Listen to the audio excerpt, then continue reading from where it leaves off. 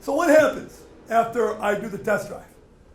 Two things happen right away. Number one, the first thing we do is we send an email with an attached PDF, and you'll notice the subject of the email at the top, the RO number that came from the shop, and we're telling them it's your test drive report. And the second thing that happens, and by the way, the report and the billing statement can either go to the same person or go to two different people. So for example, I may need the report go to my estimator or my CSR to plop it into the CCC or other third-party claim application. But I may need to put that billing statement to my parts person who's doing all the costing on the job. So that's the reason why we split. But you can choose to send it to the same people anyway, doesn't matter. Okay? Now let's talk about the report for a second. The report's broken into 5 areas. The top up here, as I call the admin area. Okay? RO number, invoice number, year, make, model, VIN, insurance company, and you'll notice a blank fleet. Understand, collision centers aren't the only companies that do test drives. Mechanical groups do, truck groups do, and glass groups do. So, and some people do work for fleets. Also below that, you got the test drive type, so you know what that test drive, what type of test drive that was. Below that, you got who the technicians were, so you know who took the car on the road. Next is what I'll call the details in terms of the test drive. You got start and stop time. So understand this for everybody in the room. There's no fudging.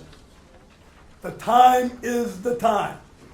When you press start, clock starts. When you press stop, clock stops. And don't anybody ever ask me, well, Frank, can you configure it so I control that? Real calculation, real time. The other thing below that is, you see highest speed, lowest speed, and average speed. The reason for that is because some test drive dynamic calibrations require the car to get to certain speeds. I was doing a test drive on the way to the airport in Dallas. One of my developers goes, Frank, you drive really fast. He goes, you were doing 84 miles an hour.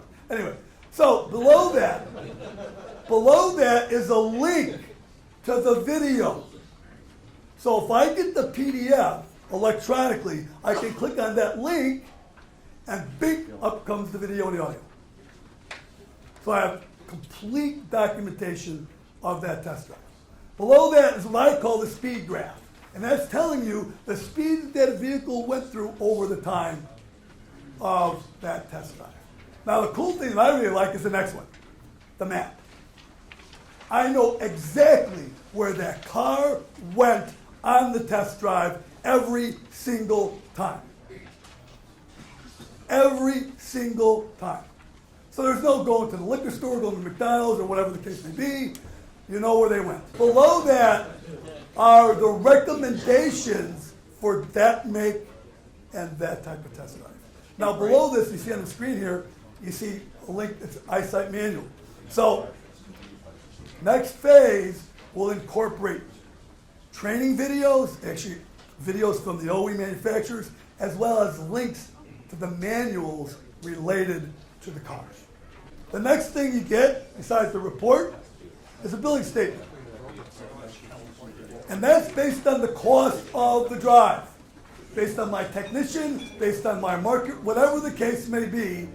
That's going to be sent to the shop as a billing statement saying, look, this is what you should be charging for a test drive. Remember again, no fudging numbers. There's no time studies. It's actual time, beginning to end.